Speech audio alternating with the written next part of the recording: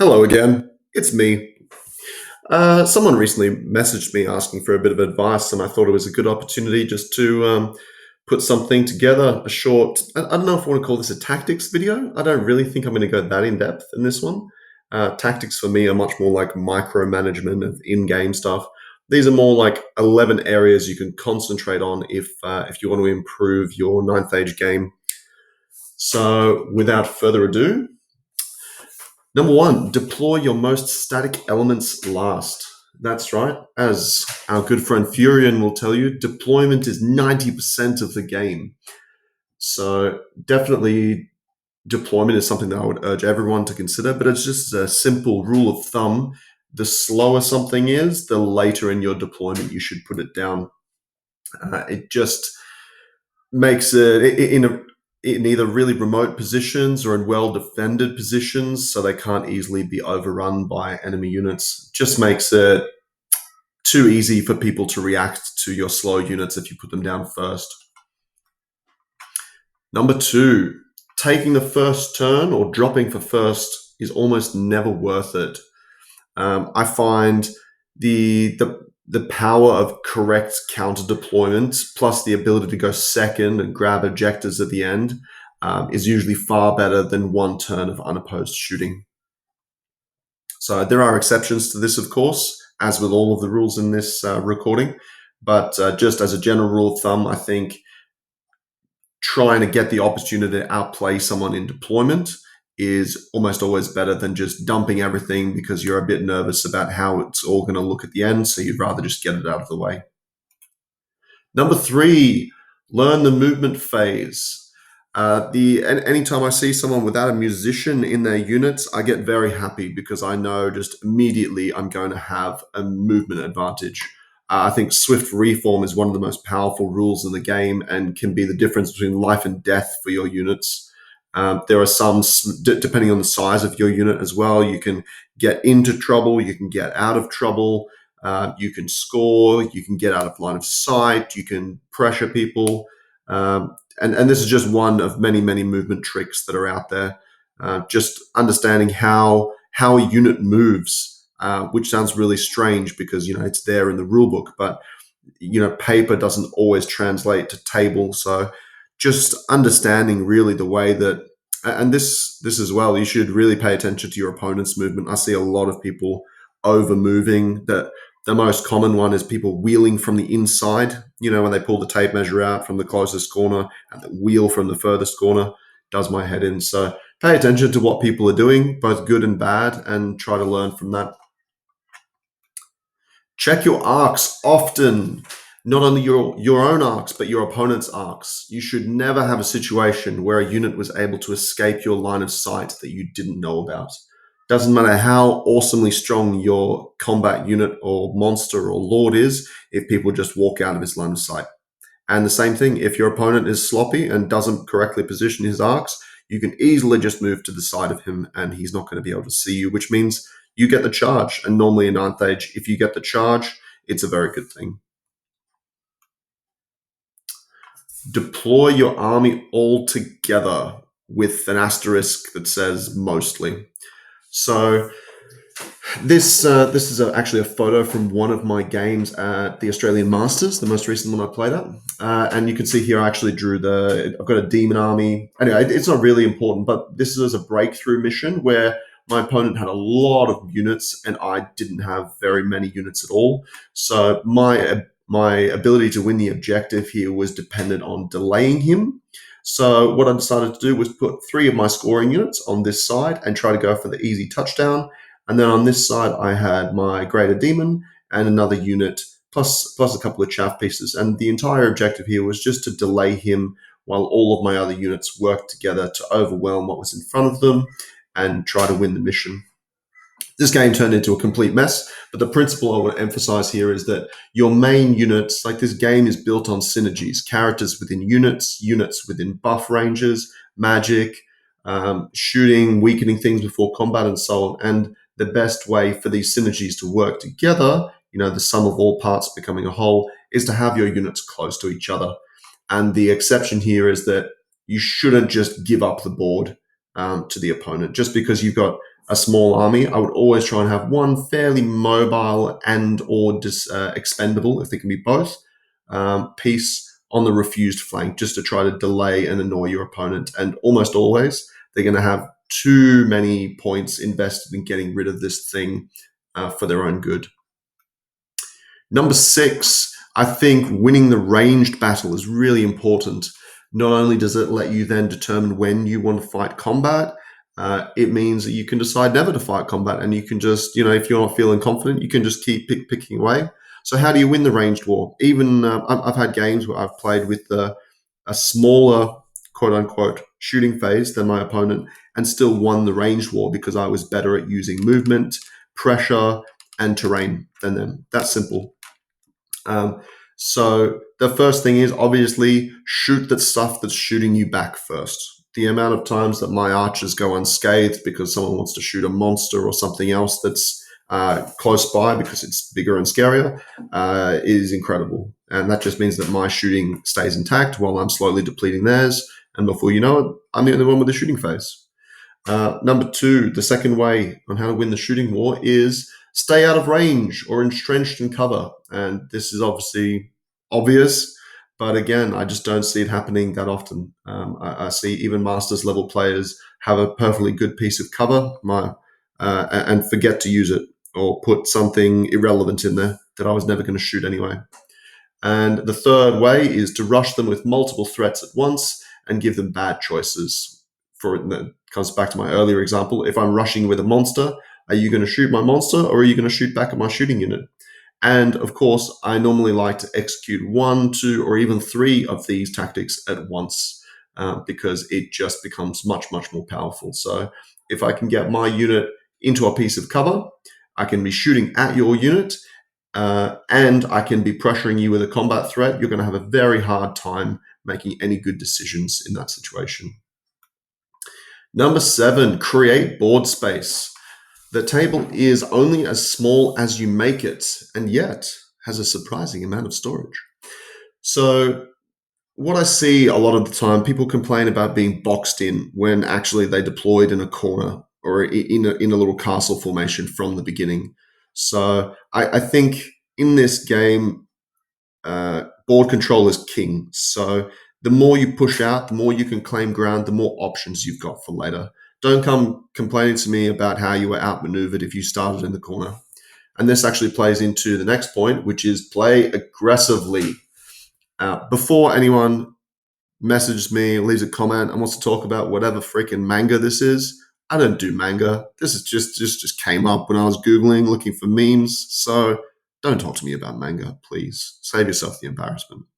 So when you play aggressively, you win big more, you lose big less, and you learn more. Let's just dive into this for a second because I think this is probably the most important point in the video, which is why I decided to put it at randomly number 8. So people often get scared to play aggressively because they think they're going to expose themselves to bigger losses. However, and I see this in top level team tournaments as well, where people are quote unquote playing for a draw and they'll box up in the corner. And what happens? Well, they still get crushed because it's a bad matchup and they never gave themselves a chance to get points. When someone goes in the corner against me, I get very happy because immediately they've given me complete control of the game. Now, when you go forward, yes, it's very scary. Things are going to happen. However, not only are you going to give yourself the chance to learn more because you're creating dynamic situations. And even if you lose, you're going to get some tactical takeaways here because the game is naturally much more complex. When you're just sitting there defending, at the end of the game, what are you going to say? You're going to say, it was a bad matchup and he crushed me. And you're just sitting there trying to defend an undefendable position. It's far better, even if you're trying to play for a draw, to go forwards and smash the enemy and hope that you smash enough of him to actually get that draw. Now, this is what I'm saying when I say you'll lose big less. I actually do genuinely believe that if you play offensively, you are not going to lose as big, as regularly as if you just sit in the corner. You're going to lose bigger and more consistently by staying put. And a big part of this is because of the objective. All of the objectives in Ninth Age, with the rare exception of capture the flags, but I even would query that, are won by going forward across the board. Capture terrain. All right, I've got to go and get it. Capture markers. I've got to go and get it. Capture the center. I've got to go and get it. Breakthrough, obviously. So, like, whoever is going forward normally gives themselves the best chance of winning. Number 9, anytime something's going to die, have its death achieve something. The obvious one here. This is an interesting mindset that I never used to think about back in the day. You know, when you first start out learning about chaff, it's an amazingly exciting concept, and you know your great eagle goes and delays an enemy unit for an entire turn, and isn't that fantastic? And then it's like, well, so then your next instinct, wow, well, what if I buy like 11 chaff units? They'll never be able to get to me.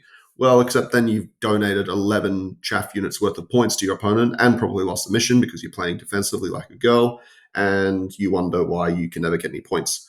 So, what I've recently started doing is trying to go for like a proactive chaffing approach where even if I'm sacrificing something, I will try and have it kill something at the same time.